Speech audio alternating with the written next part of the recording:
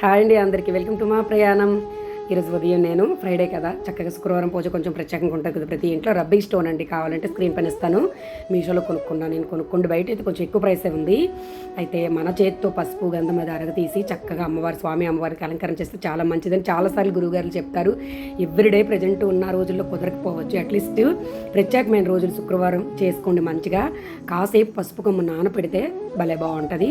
నేను కొంచెం rose water వేసి, ఇదిగోండి జవ్వాదు ప్రతి దగ్గర దొరుకుతుంది. ఖచ్చితంగా చిన్న బాటిల్ తెచ్చుకోండి. పూజ గది ఎల్లప్పుడూ గుమగుమలాడుతుంది, ఇల్లంతా దేవాలయంలా ఉంటుంది. చూసారా ఎంత బాగుందో, మనకి ఎంత సంతోషమో మన చేతితో ఈ విధంగా చేసి పెడితే అమ్మవారికి. చేసుకోండి, ఫ్రైడే పూజ కదా అని చెప్పి నేను ఈ విధంగా తీసుకున్నాను. మీ వీలుని బట్టి చేసుకోండి. పసుపు కుంకాలు దీపం కుందులకి రెడీగా పెట్టి ఉంచిన దీపం వెలిగించిన తర్వాత మనం పసుపు కుంకుమ అక్షంతాలు పువ్వులు ఇచ్చి ఆ అగ్నిదేవుడికి నమస్కారం చేసుకోవాలన్నమాట. మరో మంచి వీడియోతో మళ్ళీ కలుద్దామండి. నచ్చితే లైక్ షేర్ కామెంట్ చేయండి, సబ్స్క్రైబ్ చేయడం మర్చిపోవద్దండి.